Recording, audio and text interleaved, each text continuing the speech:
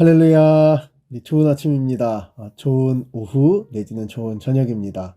우리 새사람 교회 공동의 특별 기도회로 함께하면서 우리 함께 지어져가는 교회, 우리 함께 거룩한 주님의 몸된 교회를 세우기 위해서 함께 주님의 은혜를 구하며 이 2주간의 시간을 보내고 있습니다. 주님께서 우리를 거룩한 성령의 전으로 삼아 주실 뿐만 아니라 주님의 몸된 거룩한 교회로 부르시고 이끄시며 세워 가십니다. 거룩한 교회의 누리는 날마다 주님의 뜻을 따르기 위해서 주의 말씀을 붙잡고 기도해야 할 것입니다. 우리 2주 동안 함께 외치고 있는 이 표 한번 같이 외쳐보면 좋겠는데요. 교회는 주님께서 거룩하게 세워가신다. 이 일에 부르심을 받은 우리는 매일 말씀을 묵상하고 기도하며 주님의 거룩한 교회를 세워간다. 예, 오늘은요 고린도전서 11장 우리 후반부 말씀이죠. 우리 오늘 강조점 찾기를 통해서 또 말씀의 은혜를 더 깊게 묵상하는 시간 함께 가져보도록 하겠습니다. 자, 하나님께서 성경 말씀 하나님에 대해서 알려주시기 위해서 하나님의 뜻을 또한 알려주시기 위해서 우리에게 주셨는데요. 특별히 사람의 언어로 성경 말씀을 주셨다는 것을 우리가 생각해 볼 필요가 있겠죠. 사람이 사용하는 언어적 특징을 그대로 사용해서 하나님에 대해서, 하나님의 뜻에 대해서, 복음에 대해서 이해시키도록 하나님께서 말씀을 주셨다. 그렇기 때문에 우리는 그리 강조하는 바를 따라서 생각하는 성경 읽기가 필요합니다. 이제 이 본문이 언어 구조물로 지어졌기 때문에 본문에 사용되어지는 문법적인 강조들, 그리고 또 어떤 것을 많이 설명하는 분량이나 그리고 비교, 반복, 대조 같은 이런 강조들은 그대로 본문이 전달하고자 하는 메시지랑 긴밀하게 연결될 수밖에 없다. 하나님께서 사람의 말로 성경, 하나님의 말씀을 이해하도록 주셨기 때문이다. 그래서 우리 이런 아주 기본적인 원리를 가지고 오늘도 고린도전서 11장 23절부터 32절까지의 말씀 함께 읽고 그 안에 담겨져 있는 그 풍성한 의미를 또 함께 누리고 묵상해 보고자 합니다. 자, 제가 먼저 한번 봉독하고요.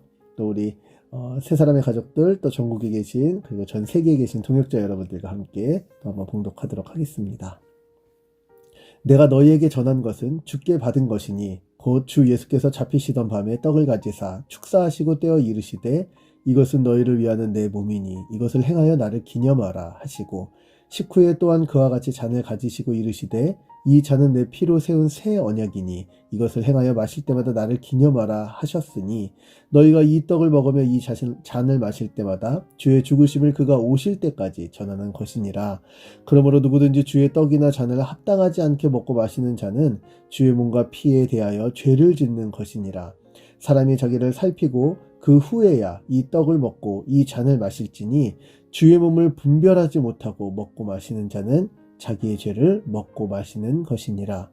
그러므로 너희 중에 약한 자와 병든 자가 많고 잠자는 자도 적지 아니하니 우리가 우리를 살폈으면 판단을 받지 아니하려니와 우리가 판단을 받는 것은 주께 징계를 받는 것이니 이는 우리로 세상과 함께 정죄함을 받지 않게 하려 하심이라. 아멘. 1분 드립니다. 우리 함께 말씀 봉독하는 시간 갖도록 하겠습니다.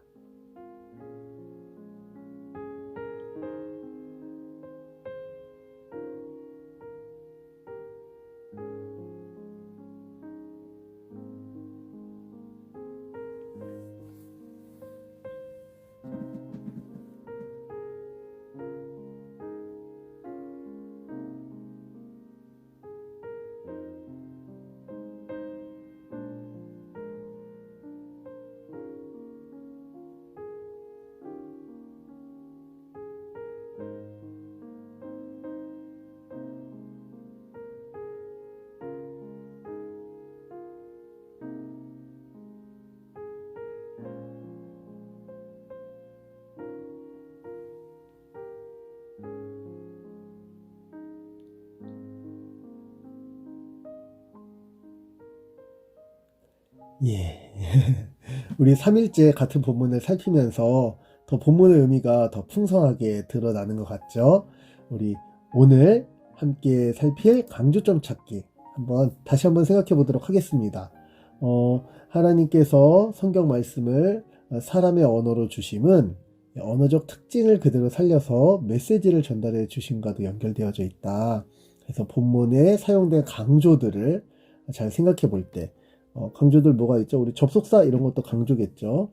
이런 것들 다 생각해 볼 때, 이것은 본문이 전하고자 하는 의미, 메시지와 서로 메시지를 이해하는 데 큰 도움이 될 것이다. 그럼 우리 이런 원리들을 한번 생각하면서 우리 지금부터 2분 드립니다. 본문의 강조점들을 찾아보겠는데요. 혹시 성경에 직접 표시할 수 있으시다면 성경에 직접 마킹을 하셔도 좋고요. 표시하기 좀 그렇다면은 우리 공책 노트 하나 준비하셔서 같이 반복되는 것들, 대조되는 것들, 특별히 수사학적으로 부각되게 한 것들, 그리고 제가 또 한 가지 힌트를 드리자면 명령은 굉장한 강조입니다. 성경이 직접 무엇하라 이렇게 얘기하는 건 강조겠죠. 그런데 그 명령은 갑자기 나오는 일이 없고 항상 은혜에 대한 설명과 함께 나옵니다. 그래서 그런 것들을 생각하면서 우리 강조점 찾기 2분 드립니다. 한번 찾아보도록 하겠습니다.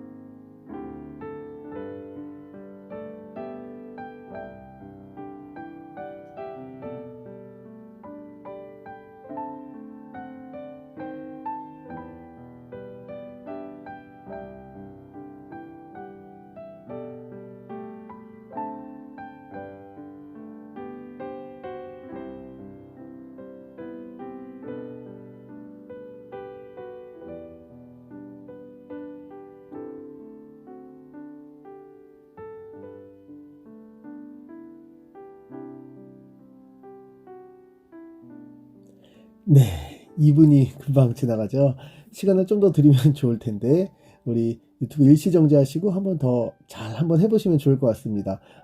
그리고 혹시 간혹 가다가 이렇게 성경 연구 과정별로 다 따라하기 어려우신 분들도 있을 것 같아요. 뭐 출퇴근, 뭐 길에 이렇게 음성으로만 들으시는 분들은요, 예, 계속 설명만 들으셔도 유익이 클 것이라고 생각합니다. 저는 이렇게 한번 해봤는데요. 예, 강조점들 이렇게 표시를 해봤고요. 일단은 가장 먼저 많이 반복되는 거는 이제 주라는 표현이죠. 근데 우리가 주여, 주님 이렇게 할 때 도대체 누가 주지? 이제 이렇게 생각할 때 오늘 23절에 곧 주 예수께서 이렇게 나와 있기 때문에 이게 다 예수님에 대한 얘기구나. 이제 이런 것을 알 수 있겠죠. 저는 일단 이것을 행하여 나를 기념하라, 이것을 행하여 마실 때마다 나를 기념하라 이렇게 말씀하신 것 중요한 강조였고요. 명령이니까요. 근데 특별히 마실 때마다가 2번 반복됐어요. 그래서 이거는 그냥 단회적으로 한 번만 하고 그치는 게 아니라 여러 번 계속 반복되도록 주님께서 주신 거구나, 이런 걸 알 수 있었고요.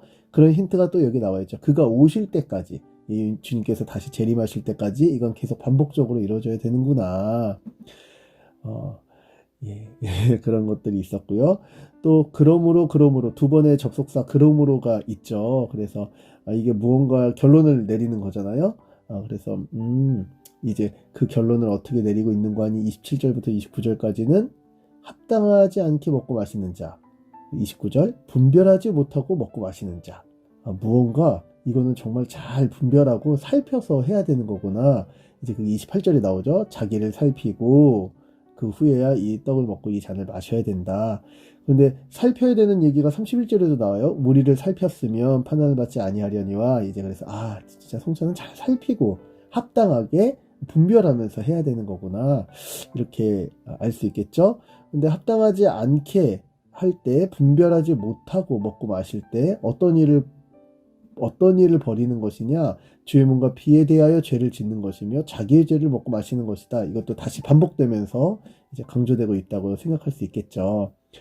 그러면 이렇게 그랬을 때 결과가 무엇인가 그랬더니 판단을 받는 것, 주께 징계를 받는 것. 이제 이렇게 돼서 주님께서 반드시 이 일에 대해서 그냥 좌시하지 않으시는구나.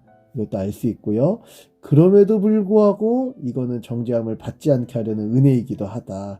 왜냐면 교회를 위해서 성찬을 주신 거니까요. 그래서 전체적으로는 이게 모두 은혜구나. 이런 강조들을 눈으로 그냥 이렇게 살펴볼 수 있었네요.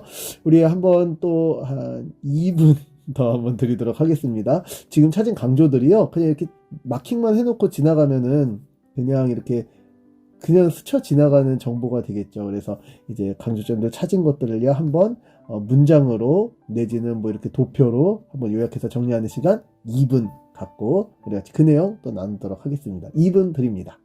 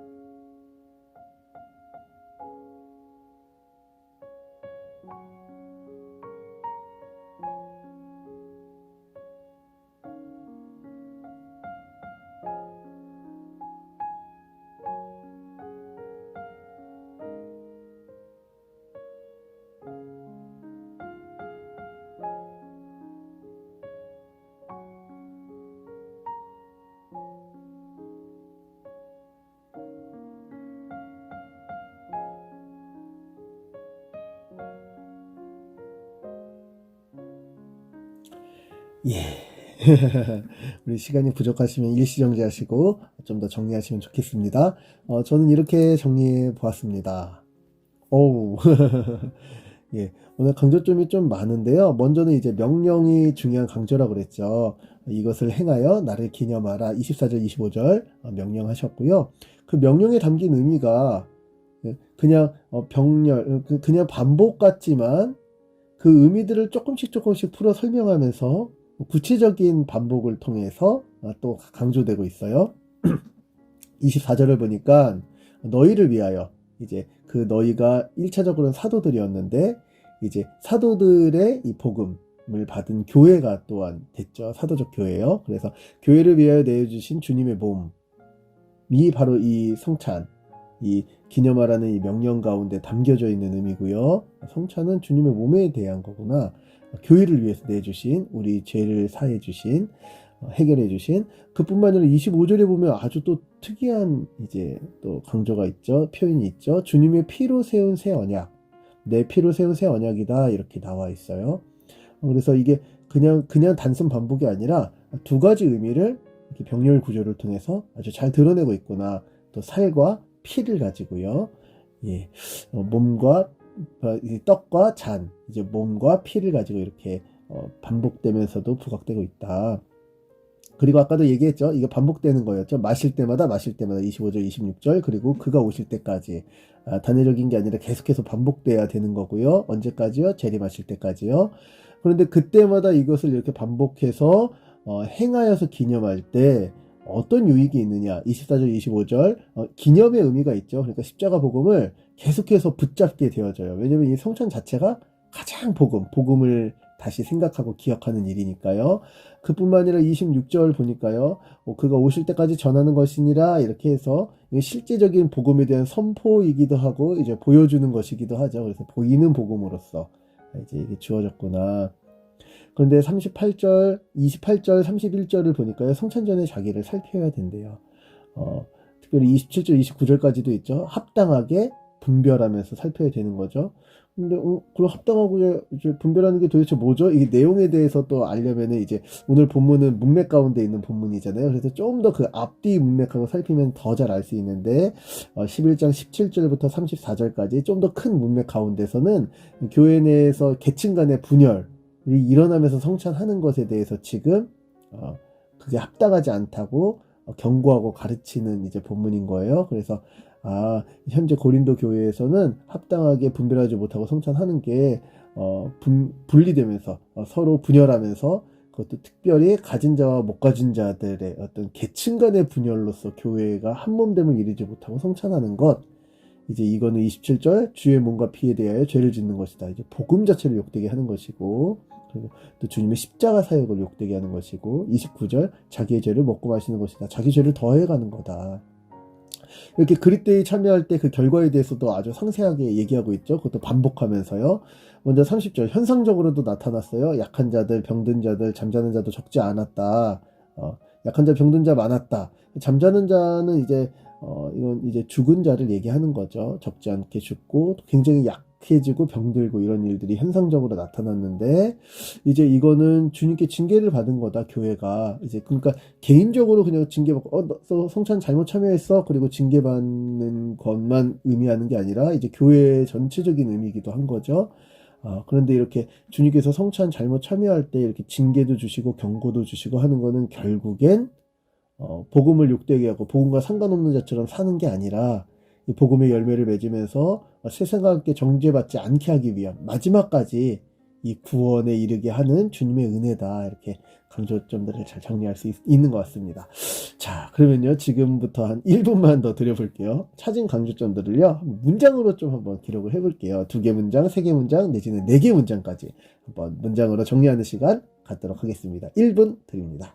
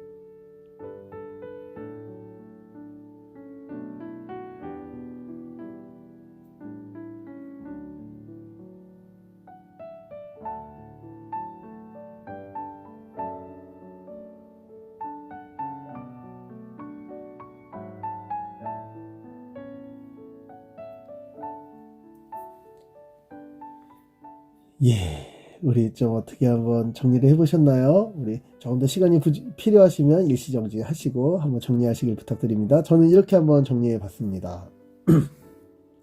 먼저 주 예수 그리스도는 교회를 위하여 자신의 몸과 피를 내어주셔서 구약이 기다린 새 언약을 체결하셨다. 본문에 이제 반복되면서도 서로 조금씩 차이점을 둬서 강조했던 바죠. 또 교회는 주의 명령을 따라 성찬을 행하며 더욱 복음을 붙잡고 전하며 복음에 합당하게 자신을 살펴야 한다. 중요한 강조였죠. 근데 만약에 분별 없이 살피지 않고 성찬에 참여하면 어떻게 됩니까? 주님의 복음을 욕되게 할 뿐만 아니라 스스로 죄를 더하게 된다. 이런 내용도 강조로서 아주 분명하게 잘 드러났던 것 같아요. 그런데 이제 마지막에 이제 이런 게 있었죠. 판단받는 것, 주께 징계를 받는 것. 하고 그 의미까지 이야기함으로써요. 함부로 성찬에 참여하여 주께 징계를 받는 일조차도 일단 징계가 있고요. 그래서 징계를 받는 일조차도 구원을 위한 주님의 크신 은혜다. 이렇게 본문을 강조점들을 정리해봤습니다. 자, 마지막인데요. 한 문장으로 1분 드립니다. 강조점 전체 내용들을 종합해서 이제 한 문장의 메시지로 한번 도출해보고요. 오늘 성경 연구는 여기까지 하려고 합니다. 1분 같이 정리해볼까요?